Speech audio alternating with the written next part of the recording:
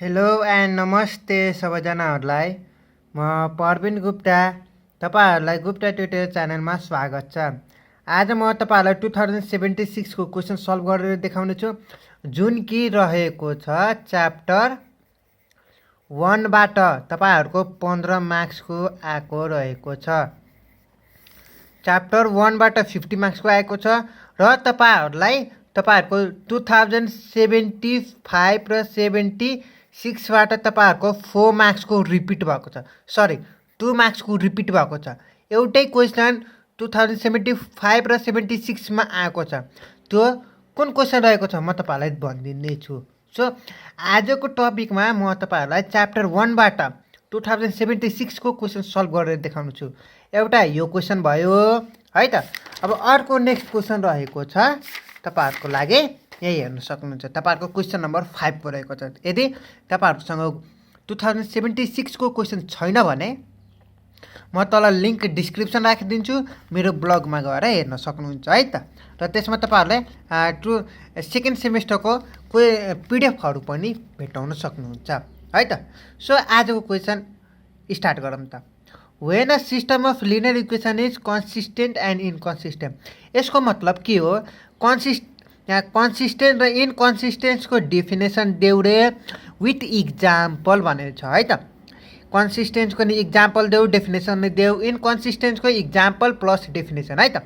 So यो दुईटा गर्नुहुन्छ भने तपाईहरुको लागि यो क्वेसन 8+2 हो सायद, मलाई जहाँसम्म लाग्छ। तपाईहरुको यो 2 मार्क्सको डेफिनेसन भयो अनि यो 8 मार्क्सको यो तपाईहरुको सल्भ कन्सिस्टेन्स हो कि हैन सल्भ गरेर भनेको छ है त। सो अब तपाईहरुले यो डेफिनेसन तपाईहरुले अलरेडी मैले भनिदिसकेको छु। सो तपाईहरुले यही च्यानलमा तपाईहरुको प्लेलिस्टमा गएर प्लेलिस्टको नाम रहेको छ म्याथमेटिक्स सेकेन्ड भनेर प्लेलिस्टको नाम रहेको छ। तपाईहरुले त्यसमा गएर हेर्न सक्नुहुन्छ। र आज शुद्ध गरेर मेबी तपाईहरुको 6 वटा अथवा 7 वटा भिडियो भएको होला च्याप्टर 1 बाट। मैले 2075 र आज शुद्ध गरेर 76 को क्वेसन सल्भ गर्दैछु। सो यो भिडियो तपाईहरुले नछुटाउनु होला है त। सो आजको क्वेसन हेरौँ त। कन्सिस्टेन्सी हो कि हैन भनेर चेक गर भनेर क्वेसनले भनेको छ।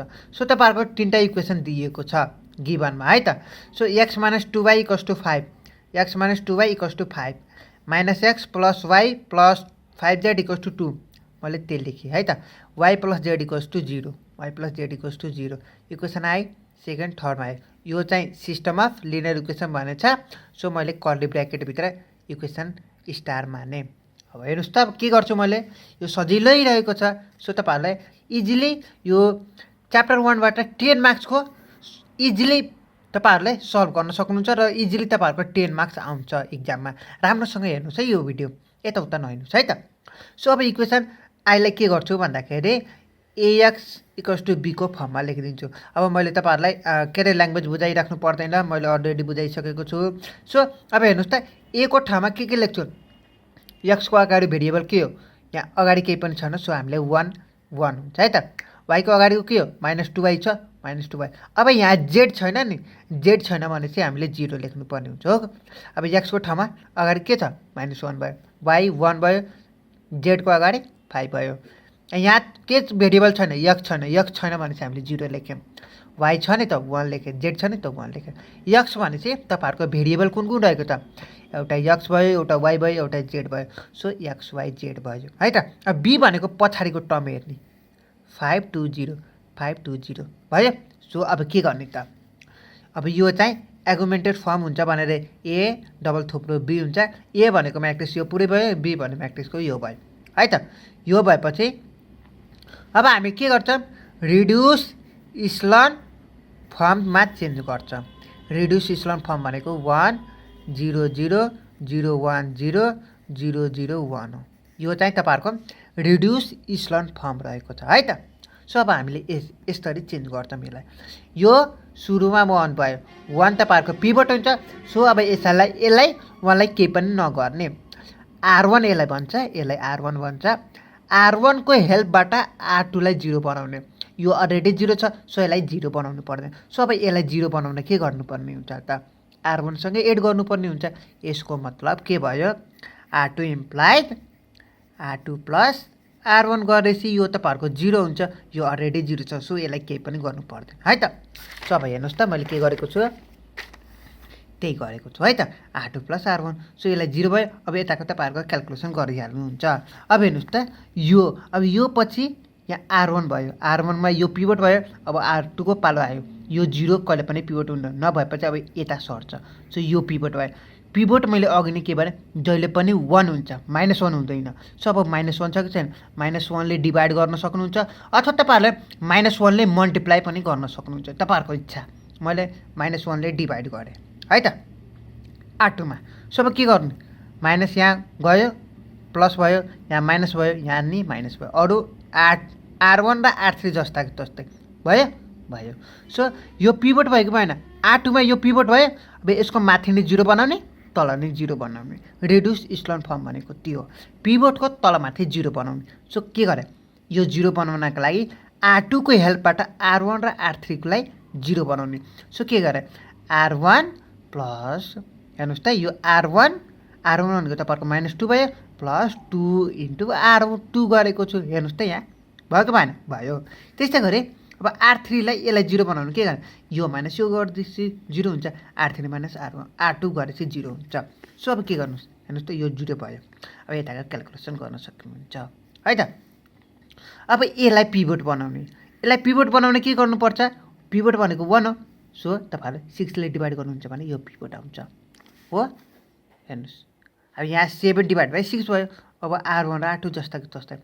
अब हेर्नुहोस् पिभट यो भयो, यसको माथि 0 बनाउनु पर्ने हुन्छ, तल त केही पनि छैन, सो केही पनि परेन। अब पिभटको माथि 0 बनाउनुहोस्, यो -10 र -5 लाई 0 बनाउनुहोस्। 0 बनाउनको लागि के गरे, R1 + 10 R3 को हेल्पबाट R1 र R2 लाई 0 बनाउने। हेर्नुहोस् त R3 को हेल्पबाट बनाए कि बनाएपछि तपाईँहरूले नडराउनु है त। यहाँ हेर्नुहोस् त मैले क्यालकुलेसन कसरी गरेको छु तपाईँहरूलाई पनि भनिदिएको छु। तपाईँहरूले के गर्नुहोस्, के नसोच्नुहोस्, ला यो पछाडिको टर्म मेरो डिभाइडमा फ्र्याक्सनमा आयो भनेर नसोच्नुहोस् है त। अब यसको उपाय मसँग पनि छ, तपाईँहरू चिन्ता गर्नु पर्दैन। फ्र्याक्सनमा आए पनि तपाईँहरू चिन्तै मान्नु पर्दैन है त। यदि यो तपाईँहरूको फ्र्याक्सनमा आएको एन्सर राइट छ कि रङ छ, त्यो कसरी चेक गर्ने म तपाईँलाई भनिदिन्छु है त।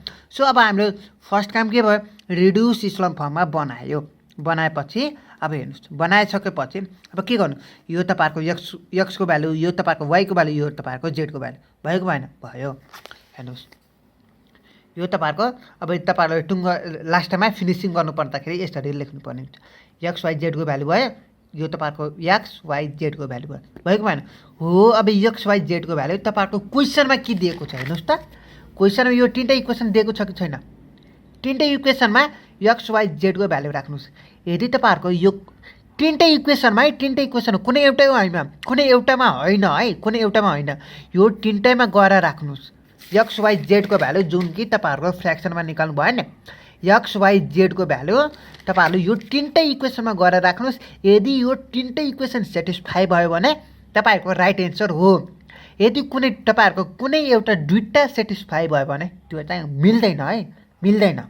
मैले के भने यो 3टा इक्वेसनमा गएर तपाईँहरूको एक्स वाई जेडको भ्यालु निकाल्नु भएको छ नि, त्यो गएर राख्नुहोस्। 100% सेटिस्फाई नै हुनुपर्छ है त। सो मैले के गर्दाखेरि तपाईँहरूलाई यहाँ मैले प्रोसेस गरिदिएको छु है त। एक्सको भ्यालु यो भयो, वाईको भ्यालु यो भयो, जेडको भ्यालु यो भयो। सुरुको इक्वेसन तपाईँहरूको x - 2y = 5 रहेको छ। अब तपाईँहरूलाई यो म तपाईँहरूलाई भन्दिनँ, तपाईँहरूलाई सम्झाइराख्नु पर्दैन। तपाईँहरूले अब हेर्नुहोस् कसरी यहाँ 3टा इक्वेसन सेटिस्फाई भएको छ है त, सेटिस्फाई भएको छ एक्स वाई जेडको भ्यालु राख्दा। सो तपाईँहरूको यो चाहिँ एन्सर मिल्यो। सो अब हामीले के क्वेसनमा के भनेको छ हेर्नुहोस् त, कन्सिस्टेन्सी हो कि होइन भनेर चेक गर भनेर भनेको छ। सो एक्स वाई जेडको भ्यालु आयो कि आएन, सल्भ गर्दाखेरि तपाईँहरूको एक्स वाई जेडको भ्यालु आयो कि आयो कि आएन भन्नुहोस् त, आयो नि। आएपछि तपाईँहरूको कन्सिस्टेन्सी हो भनेर भनियो। सो यदि तपाईँहरूले सल्भ गर्दाखेरि एक्स वाई जेडको भ्यालु आउँदैन भने इन्कन्सिस्टेन्सी हो। हामीले सल्भ गर्दाखेरि जसरी पनि निकालियो नि त। सो एन्सर आएपछि तपाईँहरूको कन्सिस्टेन्सी हो भनेर फाइन्ड आउट गर्यो। सो तपाईँहरूको यो कन्सिस्टेन्सी हो भनेर प्रुफ भयो, यानि कि हाम्रो क्वेसनले हो भनेर भनेकै थियो, हामीले कन्सिस्टेन्सी हो भनेर चेक गर्यो है त। सो अब नेक्स्ट क्वेसन आजको लागि 2076 को च्याप्टर 1बाट अब यो 5 नम्बरको क्वेसन रहेको छ। योभन्दा अगाडि मैले अलरेडी स्पामको बारेमा के भनिदिएको छु, भिडियो बनाइदिइसकेको छु। तपाईँहरू प्लेलिस्टमा गएर एक्सेस गर्न सक्नुहुन्छ, हेर्न सक्नुहुन्छ है त। For what value of H, एचको भ्यालु कति हुँदा Y be in span V1 V2 V3 है त। एचको भ्यालु कति हुँदा वाइ चाहिँ स्पान हुन्छ, क्वेसनले भनेको छ है त। यहाँ स्पान V1 V2 V3 भनेर क्वेसनले भनेको छ। सो अब के भयो भन्दाखेरि स्पानको अर्थ के हो भन्दाखेरि स्पान हुने बित्तिकै तपाईँहरूको कन्सिस्टेन्सी हुन्छ भनेर सम्झिनु भएको होला, मैले अलरेडी भनिदिएको छु है त। अब स्पान हुनको लागि कुनै एउटा रो तपाईँहरूको पुरै एलिमेन्ट 0 हुनुपर्छ, अरू जेसुकै होस् हामीलाई मतलब भएन, कुनै एउटा रो 0 हुनुपर्छ स्पान हुनको लागि है त। सो तपाईँहरूको के क्वेसनमा के भन्दै स्पान हुन्छ भनेर क्वेसनले भन्थ्यो है त। सो त्यो टाइपको दुखाउनु पर्दैन। अब V1 V2 V3 भनेको यो दियो, अब वाइ भनेको तपाईँहरूको क्वेसनले दियो हो, एचको भ्यालु यही फाइन्ड आउट गर भनेर क्वेसनले भनेको छ है त। सो अब हेर्नुहोस्, म तपाईँहरूलाई ल्याङ्ग्वेज बुझाउनतिर लाग्दिनँ है त। सो तपाईँहरूलाई मैले अलरेडी ल्याङ्ग्वेज बुझाइदिइसकेको छु योभन्दा प्रिभियस भिडियोमा। सो आजको म तपाईँहरूलाई कसैले सल्भ गर्ने म तपाईँहरूलाई त्यो भनिदिँदैछु है त। अब ल्याङ्ग्वेज तपाईँहरूलाई इक्जाममा यसरी नै लेख्नुपर्छ, इक्जाममा जसरी म लेख्छु तपाईँहरूलाई त्यसरी नै म सिकाउँदैछु है त। सो इक्जामको लागि इक्जाम पोइन्ट अफ भ्यूको लागि ल्याङ्ग्वेज सहित लेखिदिएको छु है त।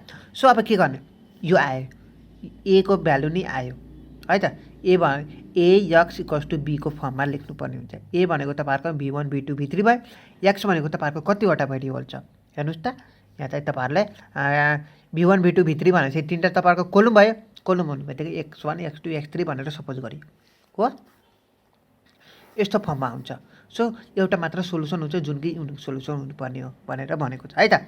सो अब हेर्नुहोस् त, यो चाहिँ हामीले सुरुमा कन्सिस्टेन्सी हो भनेर भन्नुपर्ने हुन्छ। कसरी भन्दाखेरि तपाईँहरूलाई मैले अघि अलरेडी भनिदिइसकेँ, कुनै एउटा रो तपाईँहरूको 0 0 भयो भने स्पानको अर्थ के हो भन्दाखेरि स्पान भयो भने अलरेडी कन्सिस्टेन्सी हुन्छ भनेर भन्ने हो क्या। यो चाहिँ भन्नै पर्छ, यो चाहिँ जसरी पनि हुन्छ है त। स्पानको अर्थ भनेको के हो भन्दाखेरि स्पान भनेको कन्सिस्टेन्सी हुन्छ अलरेडी नै है त। यसो तपाईँहरूले यसरी बुझ्न सक्नुहुन्छ, स्पान भन्ने बित्तिकै तपाईँहरूको कन्सिस्टेन्सी हुन्छ भनेर सम्झिनुहोस् है त। सो V1 V2 V3 भयो, यो चाहिँ अगाडिको वाइ भयो, पछाडिको वाइ भयो है त। V1 को यहाँ तपाईँहरूको 1 - 1 2 - 2 भयो, V2 भएको त्यस्तै गरेर राखेँ, V3 भनेको त्यस्तै गरेँ, वाइ भनेको त्यस्तै गरेँ। अब यहाँ चाहिँ तपाईँहरूले रिड्युस इस्लोन फर्म बनाउनु पर्छ भन्ने आवश्यकता छैन। मैले के भने तपाईँहरूलाई एचको भ्यालु मात्र चाहियो नि त। क्वेसनमा के भनेको छ हेर्नुहोस् त, एचको भ्यालु कति हुँदा वाइ चाहिँ स्पान हुन्छ भनेर सोधेको छ क्या। अब स्पानको अर्थ मैले तपाईँहरूलाई कुनै एउटा रो तपाईँहरूको 0 0 हुनुपर्छ भनेर भनिदिइहालेँ। सो अब यो केसमा तपाईँहरूलाई रिड्युस इस्लोन फर्म बनाउनै पर्छ भन्ने छैन, तपाईँहरूले इस्लोन फर्म बनाएर नै हुन्छ। सो मैले के गरेँ, इस्लोन फर्म बनाएर तपाईँहरूको एचको भ्यालु कति हुन्छ, कति हुँदाखेरि स्पान हुन्छ भनेर म तपाईँहरूलाई सल्भ गरिदिन्छु। योभन्दा अगाडिको भिडियोमा नि म तपाईँहरूलाई इस्लोन फर्म बनाएर गरिदिएको छु है त। सो यो हेर्नुहोस् त, यो 1 अलरेडी पिभट भयो, पिभटको तल सबै 0 बनाउनु पर्ने हो। यो R2 R3 लाई 0 बनाउने with the help of R1 है त। R1 को हेल्पबाट R2 र R3 लाई 0 बनाउने, यो -1 र -2 लाई 0 बनाउने। सो 0 बनाइयो, कसरी बनाइयो यहाँ हेर्न सक्नुहुन्छ है त। अब त्यस्तो गरी यो पछाडिको क्यालकुलेसन तपाईँहरूले गर्न सक्नुहुन्छ। अब तपाईँहरू मेन आयो, यहाँ आइको आएन हेर्नुहोस् त, यो R3 को हो, R3 भनेको तपाईँहरूको यहाँ छ एच भयो, प्लसको प्लस भयो, 2 को 2 भयो, R1 भनेको तपाईँको -4 हो, -4 भयो। यो प्लस र माइनस गर्दा माइनस हुन्छ, 2 4 जा 8 हुन्छ। सो यहाँ चाहिँ -8 भयो है त। अरू क्यालकुलेसन तपाईँहरूले हेर्न सक्नुहुन्छ। अब त्यस्तै गरी तपाईँहरूले यो क्यालकुलेसन गर्नुहुन्छ भने यहाँ यहाँ 1 आउँछ है त। यो 1 भनेको अब पिभट पालोको, यो पिभट भएपछि तपाईँहरूको यो पिभटको पालो हो किन, यो अलरेडी 1 छ। सो अब हामीले यसलाई केही पनि गर्नु पर्दैन। इस्लोन फर्म भनेको के हो, पिभटको तल मात्र 0 बनाउने, पिभटको तल मात्र 0 बनाउने। रिड्युस इस्लोन फर्म भनेको के हो, पिभटको माथि 0 बनाउने है त। सो हामीले रिड्युस इस्लोन फर्म गरेको होइन, इस्लोन फर्म मात्र गरेको। सो अब के गर्छ, पिभटको तल 0 बनाउँछौँ। सो यसलाई 0 बनाउँदाखेरि के गर्ने, यहाँ चाहिँ R2 को हेल्पबाट हामीले R3 लाई 0 बनाउने। के गर्ने त, यहाँ चाहिँ 3 ले मल्टिप्लाई गरेपछि यहाँ R3 लाई R3 - 3 R2। सो यसलाई 3 मल्टिप्लाई गर्ने अनि पछि गएर R3सँग घटाएपछि 0 हुन्छ भयो। अब हेर्नुहोस् हो अब यहाँ h - 5 कसरी भयो भनेर तपाईँले यहाँ बुझ्न सक्नुहुन्छ है त। R3 भनेको तपाईँहरूको h - 8 हो माइनसको माइनस भयो, R3 को 3 भयो, R2 भनेको तपाईँहरूको -1 हो -1 माइनस माइनसको कति हुन्छ प्लस हुन्छ h - 8 h - 8 प्लस 3 सो घटाउनुहुन्छ भने h - 5 आउँछ। अब हेर्नुहोस् मेन बुझ्नुपर्ने कुरा यहाँ है त। अब हेर्नुहोस् त क्वेसनमा के भनेको छ h को भ्यालु कति हुँदा y be in sperm v1 v2 v3 भनेको छ कि छैन। y चाहिँ स्पाम हुन्छ रे v1 v2 v3 मा कति हुँदा त नि h को भ्यालु कति हुँदा y को भ्यालु स्पान हुन्छ भनेर क्वेसनले भनेको त। सो स्पानको अर्थ के भने अघि भर्खरै मैले कुनै एउटा रो तपाईँहरूको कुनै एउटा रो सबै चाहिँ तपाईँहरूको 0 हुनुपर्छ। यो अलरेडी हाम्रो 3टा चाहिँ 0 छ। सो अब यसलाई 0 बनाउन के गर्नुपर्छ भन्नुहोस् त एकचोटि फेरि हो यो अलरेडी 0 छ। सो h - 5 लाई 0 बनाउन के गर्नुपर्छ भन्नुहोस् त। शाबास h - 5 लाई सल्भ गरेपछि 0 आउँछ। h - 5 लाई हो यसरी सल्भ गर्नुहुन्छ भने h को भ्यालु आउँछ। सो अब यो यसरी सल्भ गरेपछि तपाईँहरूको h को भ्यालु आउँछ। सो यहाँ h को भ्यालु राख्नुहुन्छ भने 0 हुन्छ। सो हेर्नुहोस् त यहाँ चाहिँ हेर्नुहोस् त here in the last row h - 5 must be 0 for the consistency. मैले अघि भर्खरै भने स्पाम हुने बित्तिकै कन्सिस्टेन्सी हुन्छ भनेर सम्झिनुहोस् है त। h - 5 लाई 0 सँग सल्भ गर्नुहोस् त h को भ्यालु 5 आयो हो यो 5 चाहिँ यहाँ गएर राख्नुहोस् त। यो 0 हुन्छ कि 0 हुन्छ कि हुँदैन भन्नुहोस् त हुन्छ नि। सो तपाईँहरूको लास्टको रो सबै 0 भयो। 0 भएपछि स्पाम भयो कि भएन भयो। सो तपाईँहरूको क्वेसनले स्पाम हुन्छ भनेर भनिसकेपछि यो तपाईँहरूको 0 सँग सल्भ गर्नुपर्ने हुन्छ यसरी गरे अनुसार। सो अब के गर्नु भन्नुपर्छ h को भ्यालु 5 हुँदाखेरि तपाईँहरूको भेक्टर यो y भन्ने भेक्टर चाहिँ स्पाम हुन्छ v1 v2 v3 भन्नेमा भन्नुपर्ने हुन्छ। ल्याङ्ग्वेज यसरी लेख्न सक्नुहुन्छ। आई होप तपाईँहरूले आजको क्वेसन एकदमै इम्पोर्टेन्ट रहेको छ। तपाईँहरूले स्पामको बारेमा कन्सेप्ट बुझिहाल्नुभयो होला र योभन्दा अगाडिको प्रिभियस भिडियो मैले अलरेडी स्पामको बारेमा कन्सेप्ट विथ फुल इक्जाम्पल गराएको थिएँ। तपाईँहरूले त्यो पनि भिडियो नछुटाउनुलाई important exam point of view important रहेको छ है त। सो तपाईँहरूले त्यो पनि हेर्न सक्नुहुन्छ। आजको भिडियोमा तपाईँहरूलाई स्पामको बारेमा भनिदिइहालेँ र अर्को मोस्ट इम्पोर्टेन्ट क्वेसन जुन कि 2074 75 र 76मा क्वेसन रिपिट भएको छ अलरेडी मैले भनिदिइहालेँ कन्सिस्टेन्सी र इन्कन्सिस्टेन्सीको बारेमा र यो कन्सिस्टेन्सी हो कि होइन यो इक्वेसन कन्सिस्टेन्सी हो कि होइन भनेर सल्भ गर्दाखेरि कसरी सल्भ गर्ने म तपाईँलाई भनिदिइहालेँ। सो आई होप तपाईँहरूलाई यो भिडियो तपाईँलाई एकदमै हेल्पफुल भएको होला र यदि मेरो च्यानलमा तपाईँहरू नयाँ हुनुहुन्छ भने अझसम्म सब्सक्राइब गर्नुभएको छैन भने सब्सक्राइब गर्न नबिर्सिनु होला र साथीहरूलाई पनि सेयर गर्नु होला। So thank you guys watching this video.